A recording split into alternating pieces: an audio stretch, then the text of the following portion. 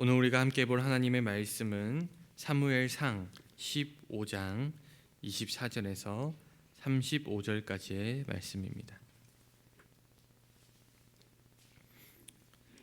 사무엘상 15장 24절에서 35절까지의 말씀. 오늘 말씀이 조금 긴 관계로 24절에서 31절까지만 함께 보도록 하겠습니다. 사무엘상 15장 24절에서 31절까지의 말씀. 제가 이 성경은 구약성경 433면 전후에 있는 말씀입니다.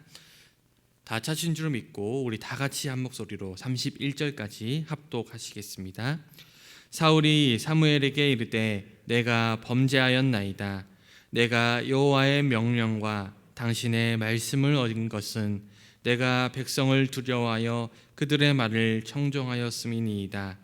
청하오노니 지금 내 죄를 사하고 나와 함께 돌아가서 나로 하여금 여호와께 경배하게 하소서 하니, 사무엘이 사울에게 이르되 나는 왕과 함께 돌아가지 아니하리니 이는 왕이 여호와의 말씀을 버렸으므로 여호와께서 왕을 버려 이스라엘 왕이 되지 못하게 하셨습니다 하고, 사무엘이 가려고 돌아설 때 사울이 그의 겉옷자락을 붙잡음에 찢어진지라. 사무엘이 그에게 이르되 여호와께서 오늘 이스라엘 나라를 왕에게서 떼어 왕보다 나은 왕의 이웃에게 주셨나이다. 이스라엘의 지존자는 거짓이나 변개함이 없으시니 그는 사람이 아니심으로 결코 변개하지 않으십니다 하니, 사울이 이르되 내가 범죄하였을지라도 이제 청하옵나니 내 백성의 장로들 앞과 이스라엘 앞에서 나를 높이사 나와 함께 돌아가서 내가 당신의 하나님 여호와께 경배하게 하소서 하더라. 이에 사무엘이 돌이켜 사울을 따라가매 사울이 여호와께 경배하니라. 아멘.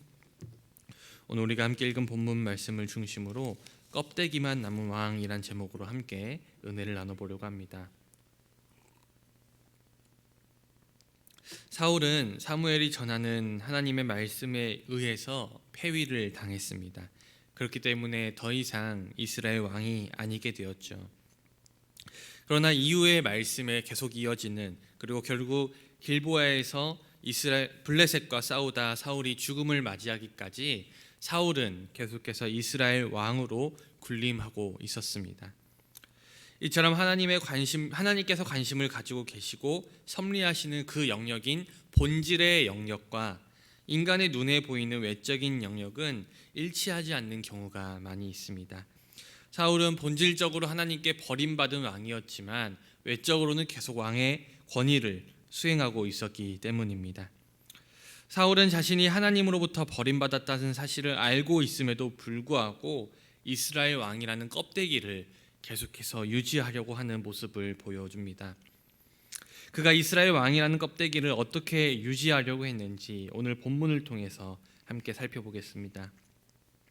오늘 본문 이전에 나온 본문의 말씀을 먼저 우리가 살펴볼 필요가 있는데, 사울은 아말렉과 전투에 앞서서 분명히 하나님의 신탁을 들었습니다. 그것이 뭐냐면 이번 전투는 블레셋 전투와 다르게 단순히 승전만이 목표가 아니었다는 것이죠.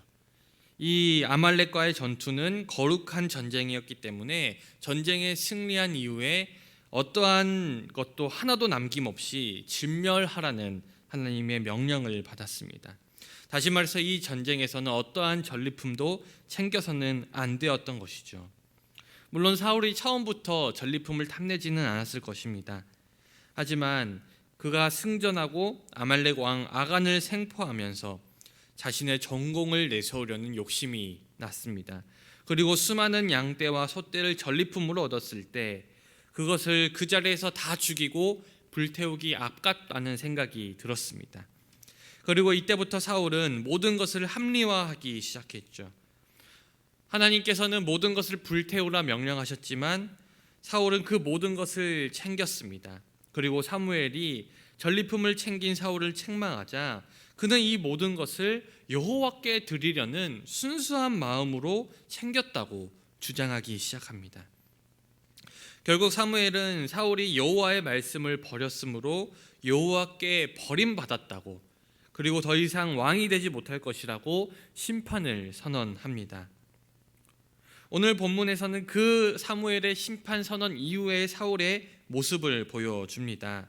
사울은 여호와께서 그를 버리셨다는 사무엘의 말에 다급해졌습니다. 그는 얼른 내가 범죄하였나이다 라고 고백합니다. 그렇게 사울은 결국 자기의 죄를 인정했지만 안타깝게도 너무 늦었습니다.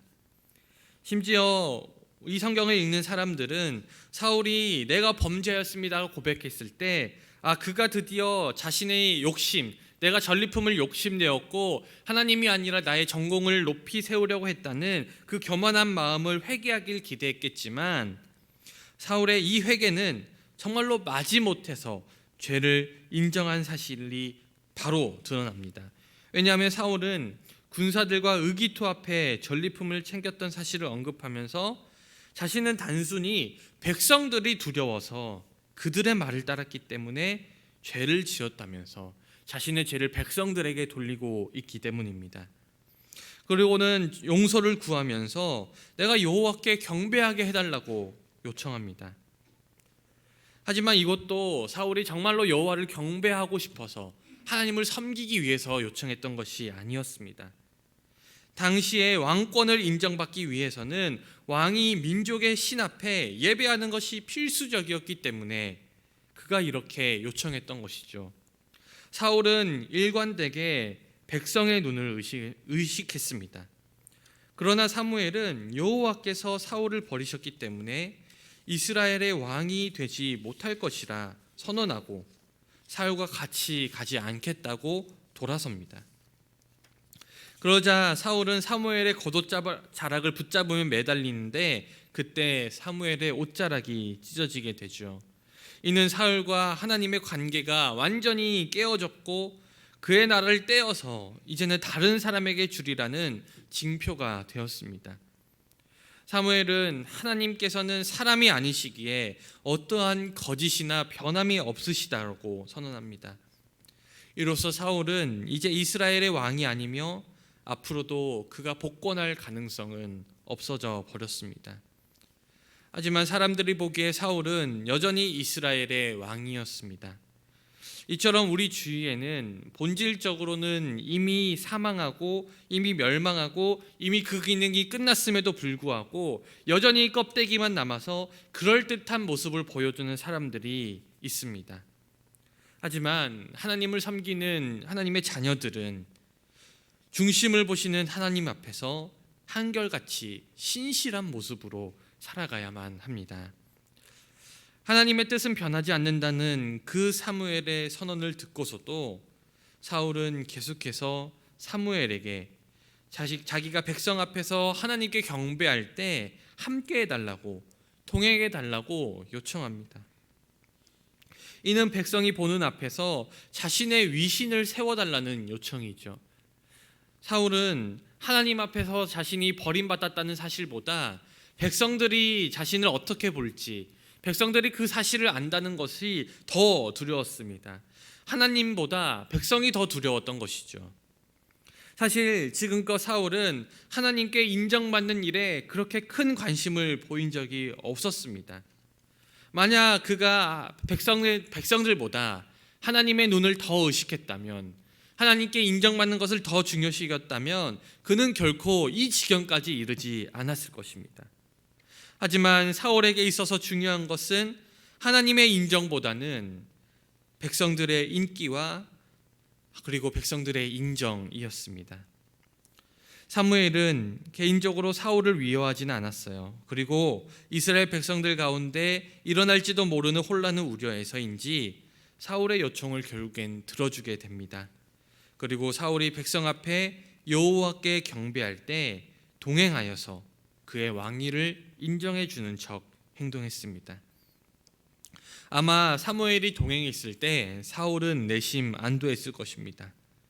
사무엘에게 호되게 심판의 신탁을 들었지만 사실 그는 거의 귀담아 듣지 않았을 뿐 아니라 그의 관심은 오로지 백성들 앞에서 승전 제의를 진행하면서 자신의 권위를 세우는 일이었기 때문입니다.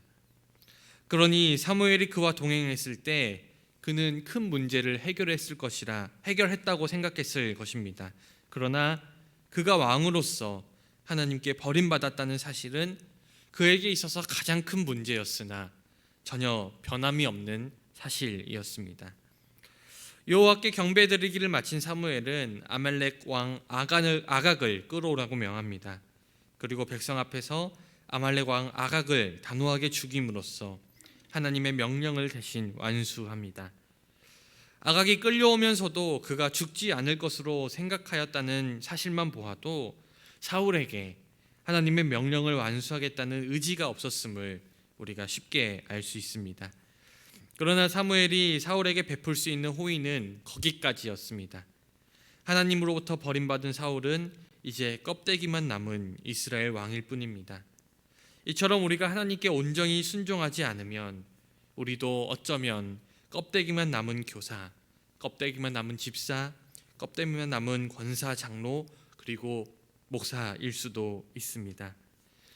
사랑하는 여러분, 사무엘서는 일관되게 신앙의 본질을 붙들고 외형에 연연하지 말라고 우리에게 가르칩니다. 물론 우리가 외적으로 보여지는 모습도 중요합니다.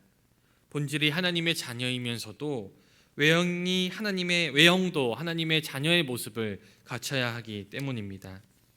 그러나 사무엘서에서 계속해서 나오는 말씀은 어떤 외적인 종교 행위보다, 사람들에게 보여지는 모습보다 우리의 속사람이 중요하다는 것을 지속적으로 우리에게 알려줍니다.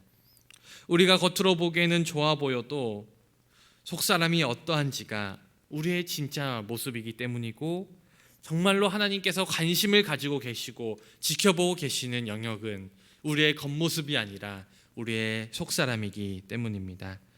사울은 외적으로 여전히 이스라엘 왕이었고 그는 오늘 사무엘과 함께 하나님께 경배를 하는 것처럼 보였습니다. 그의 외적인 모습으로만 봐서는 아무런 문제가 없어 보입니다. 그러나 실상은 폐위당해 버려진, 어쩌면 세상에서 가장 불쌍한 사람이 바로 이 사울이라는 사람이었습니다. 우리에게도 교회의 직분이나 세상의 직함과 같은 껍데기는 크게 중요하지 않습니다. 우리에게 있어서 정말로 중요한 것은 우리의 마음의 중심이 어디에 있는지가 중요한 것이죠. 사랑하는 여러분, 부디 하나님 앞에서 우리의 마음의 중심을 잘 지키는 성도들이 되셔서 주님께 쓰임받는 저와 여러분 다 되시기를 주님의 이름으로 간절히 축원드립니다. 기도하겠습니다. 사랑과 은혜가 충만하신 하나님 아버지, 이 새벽을 깨워주시고 우리를 주님의 성전으로 불러주셔서 주님께 나와 말씀 듣고 또 기도하며 나아갈 수 있게 허락하심을 감사를 드립니다. 주님, 오늘 말씀을 통하여서 우리가 겉사람보다는, 우리의 껍데기보다는 우리의 속사람이 더 중요하고 우리의 중심이 더 중요함을 깨달았습니다. 주님, 우리 사랑하는 모든 인천중앙교회 성도님들이 이제는 마음의 중심 가운데 하나님 여호와를 경외하고 경배하는 마음을 가지게 하셔서 정말로 하나님의 자녀로서, 주님의 제자로서 충성되이 이 세상을 살아갈 수 있도록 주여 인도하여 주시고 능력을 다하여 주시옵소서. 아버지, 우리의 모습 가운데 혹여나 사람의 모습을 의식하고 사람의 인기를 의식하는 사울과 같은 모습이 있지 않았는지를 돌아봅니다. 우리의 연약한 모습들, 우리의 교만한 모습들, 그리고 주님보다는 사람을 의식했던, 우리의 겉모습을 더 의식했던 모습들을 우리가 회개하며 나아가오니 우리를 용서하시고 이제는 우리의 마음의 중심을 돌아볼 수 있는 지혜로운 모든 백성들 될 수 있도록 인도하여 주시옵소서. 오늘 하루 삶을 살아갈 때 지치지 않도록 인도하여 주시며 아버지, 세상 속에서도 주님의 제자로서 빛과 소금의 역할을 잘 감당할 수 있는 우리 모든 성도님이 다 될 수 있도록 주여 복의 복을 더하여 주시옵소서. 감사드리며 살아계신 우리 주 예수 그리스도 이름으로 간절히 기도드리옵나이다. 아멘.